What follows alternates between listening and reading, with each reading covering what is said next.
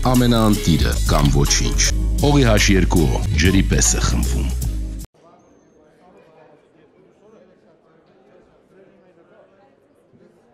Your Grace, Archbishop Excellencies, ladies and gentlemen, dear friends, monument of knowledge, idea, creation. Welcome also to Armenia on 72 years ago, on 9th December 1948, of the United Nations Convention. Raphael Lemkin, which rattles the conscience of humanity, the crime of peace, which is exactly today. Again, 70 years ago in 1948, what in subsequent 70 years being the legacy of those experts under the leadership of Madame.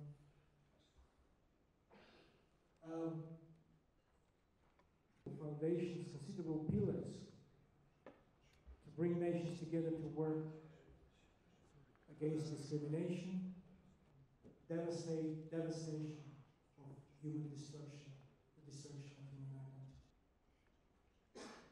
Subsequently, we have supported the effort of the Secretary General of the United Nations at the time, in 2004, consolidating the international effort against this crime. And I particularly want to thank Mr. Adam. 2015 now, the United Nations adopted a resolution in the General Assembly.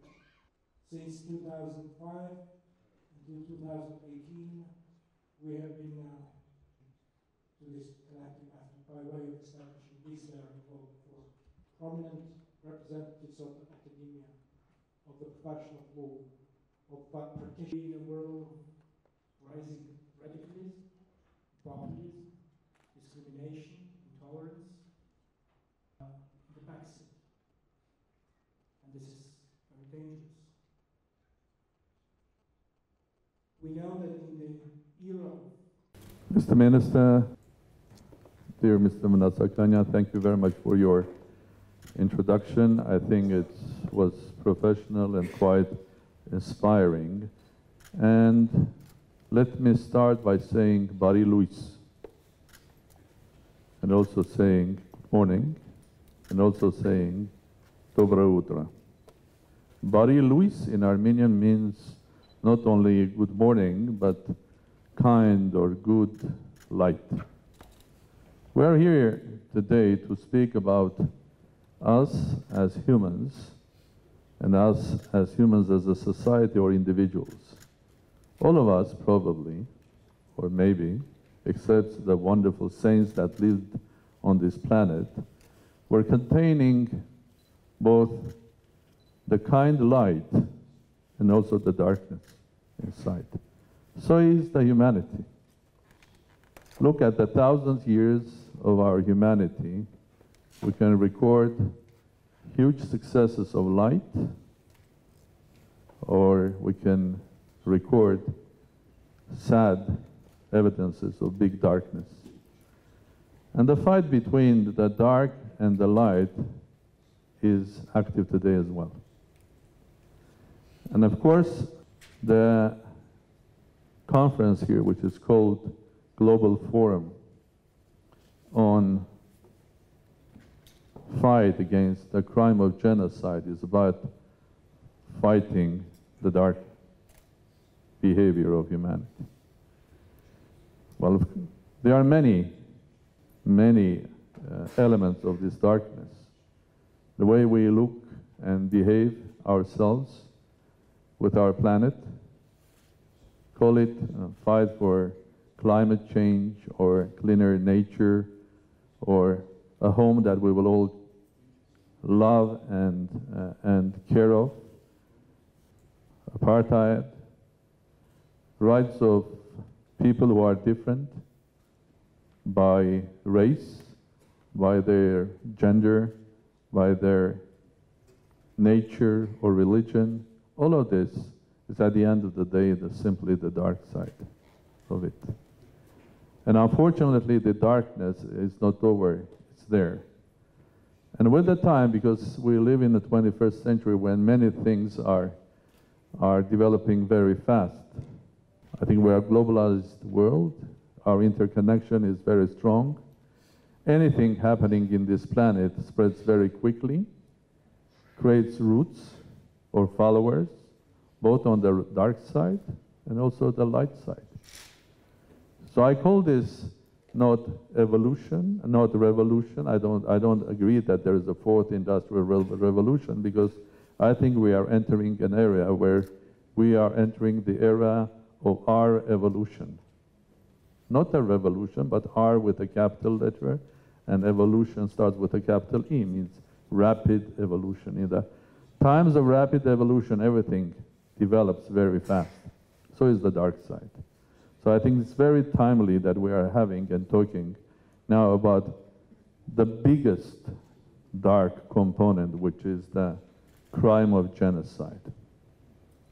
And it's timely, because unfortunately it has not stopped, and it will not stop on its own if we don't fight it. Now, before speaking a bit about the light side, I will share with you some thoughts. When I was told about this conference, I was thinking where this conference myself. I was thinking where this conference could be held. Probably there are 2 or 3 places in the world that you can have a conference like this. And in this short list of places, Armenia is the first, because Armenia was the nation Armenians and the land where the first genocide, big genocide of the 20th century happened. And when I was thinking, okay, in Armenia, where in Armenia? Again, a couple of places, and one of the first things that comes to your mind is the Museum of Genocide. I'm sure that all of you have visited that place, the memorial and the museum. And the second is this place. But when I compare these 2 places, these 2 museums, the Museum of Genocide is about the history of the darkest event that happened in the 20th century, the Armenian genocide. And this museum is a temple of light. And I'm so happy that being in Armenia, one has to visit these 2 temples. One is the temple of memory of those who perished, of the ugliest behavior of people in the end of the Ottoman Empire, a place where we remember all of the victims, a place where we say never, it should happen never, not only in Armenia, but anywhere in the world. That's the Museum of Genocide and the whole compound of it. And there's a second place, which is Matenadaran, which says that light always eventually wins. Through suffering, through the loss of lives, through the loss of the lives of millions of people, I believe, and you believe, that light will win. This is a place that contains a huge memory of genocide. I'm sure you have visited Matenadaran as an institution. If not, I will suggest you to do that. Because genocide is not only killing people, it's not only organized crime to eliminate a nation or a nationality or a group of people that have specific differences. It's an anti-act of tolerance. Anti-act of tolerance. It's also aiming to destruct or to destroy things like heritage, culture, history, art, knowledge. So it's a much wider destruction, much wider crime than just the loss of people and political activity to destroy a nation.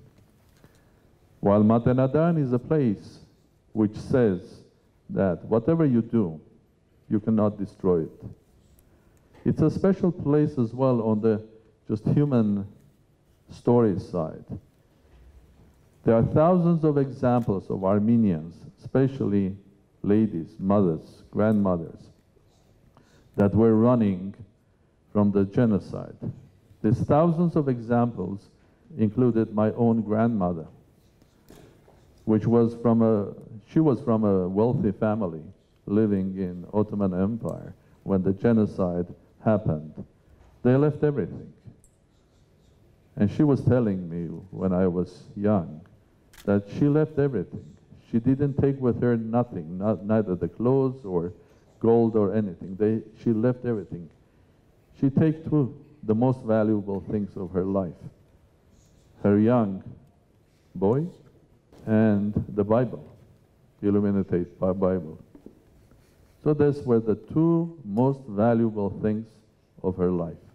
These were the two things that she was ready to sacrifice her life to save them. Unfortunately, she lost her child on the way to Echmiadzin, the holy city. But she brought that illuminated Bible. It's still with the family.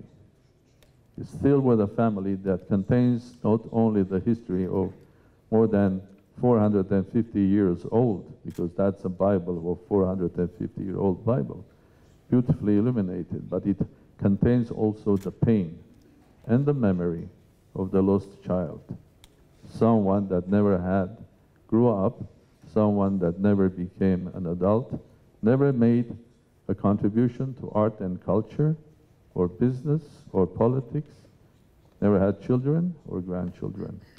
That's a living memory.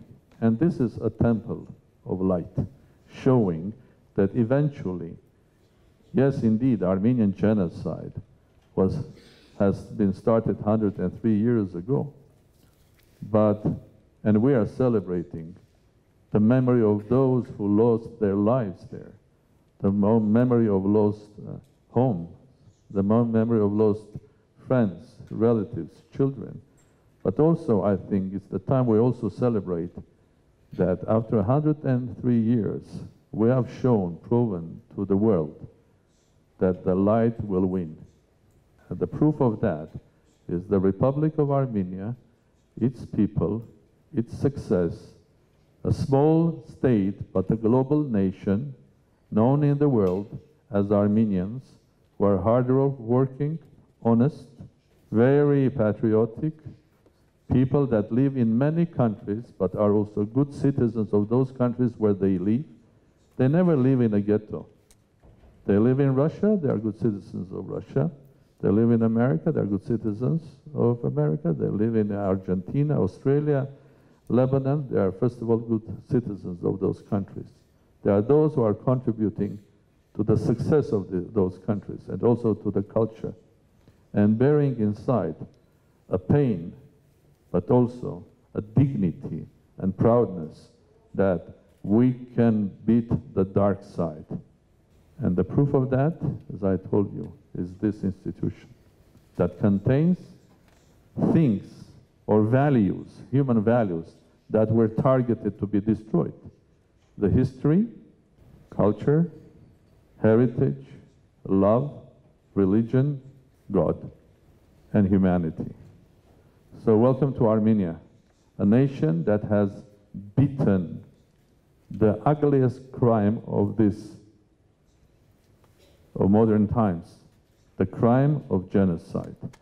I would love to stay and to listen what you have to say, but unfortunately I've already told minister and colleagues here that duty calls me and I have to leave immediately after the small intervention, but I would like to wish all of you great success and make sure that Armenia is together with you and Armenians all over the world in our common fight for light, in our common fight against darkness. Thank you very much.